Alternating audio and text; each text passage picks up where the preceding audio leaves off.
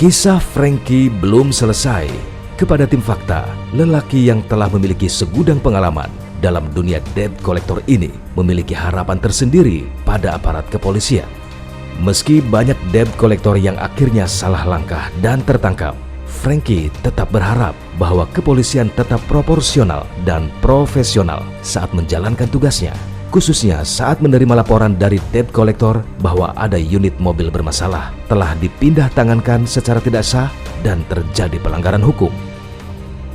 Penegakan hukum kita yang buat saya membuat DC itu bisa benturan dengan pihak lain. Karena DC buat saya, DC kalau mengadu ini ke pihak kepolisian agak berat.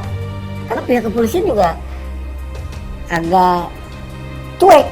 Menurut saya agak cuek. Karena yang kita adukan ini barang yang sudah dipindah tangankan. Gitu. Kita coba memakai pihak kepolisian, bukan berarti pihak kepolisian harus bela ke kita, tapi kita coba jelasin kepada pihak kepolisian bahwa unit kami ada di orang tersebut dan orang tersebut menerima gadai.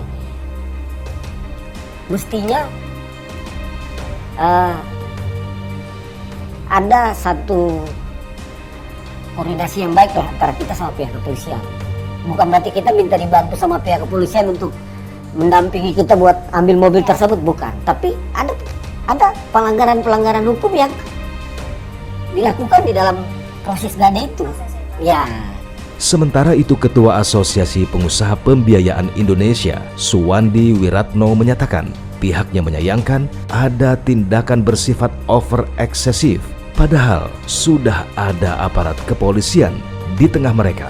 Yang kami terima tentunya sama dengan apa yang masyarakat terima. Artinya kita sama-sama melihat apa yang viral di video yang ada, dan itu jelas di situ bahwa terjadi perdebatan pertama antara Ibu Clara dengan debt collector tersebut. Dan saya melihat juga debt collectornya cukup banyak juga, tapi saya nggak tahu berapa jumlah debt collector yang ada. Tapi dari perdebatan yang ada, dari APPI juga melihat pertama bahwa Ibu Clara sangat kooperatif. Entah si Ibu Clara itu debitur atau tidak, saya tidak tahu posisinya. Tetapi sangat kooperatif, dan ada pihak Babin Kamtibmas. Seharusnya menurut saya tidak ada suatu usaha-usaha atau upaya dari debt collector untuk melakukan perbuatan-perbuatan yang sebenarnya over eksesif.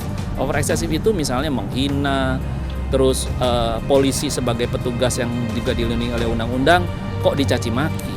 Itu sebenarnya kami dari asosiasi mengecam keras perbuatan yang seperti itu, dan tidak pernah kami misalnya melakukan edukasi-edukasi yang harus dilakukan seperti itu. Yang kita inginkan adalah tetap di dalam proses penegakan itu harus humanis. Harus humanis.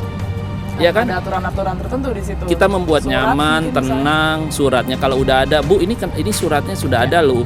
Ini debiturnya Ibu bukan. Kalau bukan Ibu, ini Dona loh. Dia juga melihat kan di videonya, ada di scroll kan, bukan debiturnya. Terus Ibu Claranya juga menyadari bahwa oh kalau gitu katanya BPKB saya kasih ke mantan suami kasih ke siapa lagi saya nggak tahu. Saya dengar, saya lihat sama dengan apa yang semua sama-sama lihat. Tetapi apapun yang sudah terlihat dari cerita-cerita menjadi fakta tersebut, kenapa nggak benar-benar diselesaikan secara komunikatif dan baik? Dan apabila tidak ada, dan toh sudah juga di dalam video itu diusulkan ke Polsek aja. Kenapa nggak ke Polsek sih? Berapa lama dia sudah mencari kendaraan itu? Setengah tahun, 3 bulan, 4 bulan, saya nggak tahu. Anggaplah sudah baru 2 bulan, 3 bulan dia cari kendaraan itu. Hanya nunggu 1 jam, apa salahnya? Ditanyai mengapa jumlah debt collector mencapai 7 orang saat melakukan penagihan, Suwandi menyebutkan bahwa itu kesalahan si debt collector sendiri. Jika dia tidak memiliki keberanian, seharusnya menyampaikan itu ke perusahaan pembiayaan agar mengeluarkan SK tambahan bagi tim yang ditugaskan. Yang harus ditanggung oleh si debt collector yang bersertifikasi kalau dia ngajak teman-temannya ada yang tidak bersertifikasi. Kalaupun teman-temannya bersertifikasi tapi tidak mendapatkan kuasa, dia pun salah. Bukan berarti dia punya SIM tapi dia nggak dapat kuasa. Kuasa itu kan melekat kepada orang per orang. Jadi di dalam surat kuasa itu kalau mau dapat 3, ya harus ada 3 surat kuasa atau tiga orang di dalam surat kuasa itu dari perusahaan. Orang ini yang diberikan kuasa. Nah kalau memang si Andre tidak berani untuk melakukan atau dikatakannya misalnya bisa lebih cepat, nggak lebih cepat sendiri? Ya ngomonglah sama perusahaan pembiayaannya. Saya jangan sendirian dong. Ya, saya ditugaskan bertiga lah karena bisa lebih cepat dalam melakukan eksekusi ini. Tapi kalau dia hanya sendiri, dia mengajak dan kawan-kawan, dia kan tadi kan pasal perampasan. Iya.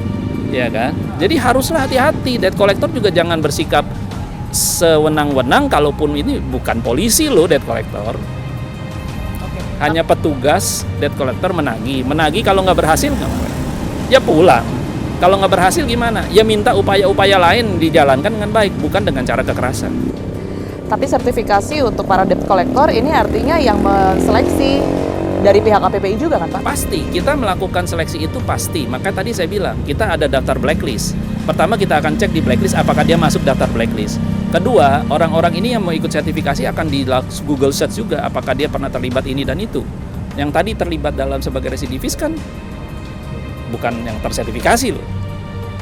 Ya, tapi kita akan lebih jeli lagi setelah mendengar penjelasan dari Pak Hengki tadi. Akan kita lebih jelas lagi mengecek data-data dari orang yang masuk sebelum kita sertifikasi. Dari fakta-fakta yang kami dapatkan di lapangan, APPI menyebut kemunculan debt collector terjadi lantaran adanya debitur yang nakal. Meski demikian tidak pernah dibenarkan oleh pihak kepolisian adanya aksi kekerasan hingga perampasan kendaraan di jalanan. Dari pihak debt collector pun berharap agar pihak kepolisian terus bertindak tegas kepada kedua belah pihak, baik itu untuk debitur yang nakal maupun juga debt collector yang menyalahi aturan. Kita harapkan sama-sama agar kejadian serupa tidak terjadi lagi. Saksikan terus Fakta setiap hari Senin pukul 20 waktu Indonesia Barat hanya di TV One.